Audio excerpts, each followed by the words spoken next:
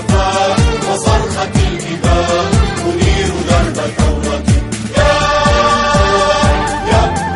يا حبيبتي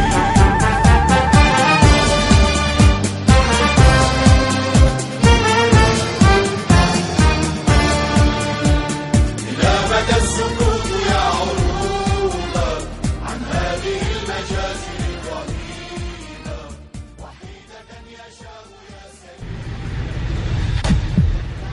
إن الضمير الآثم لا يحتاج إلى إصبع اتهام، لذا ابدأوا بمحاكمة أنفسكم أمام ضمائركم، واعلموا أن شجرة الظلم لا تثمر، وأن من بالغ في استسلامه ضاق فكره عن رؤية الحقيقة، ومن صدق كذب الحياة سخر منه ضميره، وأن عواقب الصمت أشد خطورة من أسبابه، ولأن الضمير هو منارة الإنسان إلى الصواب نستعين به لتحقيق الحلم العربي.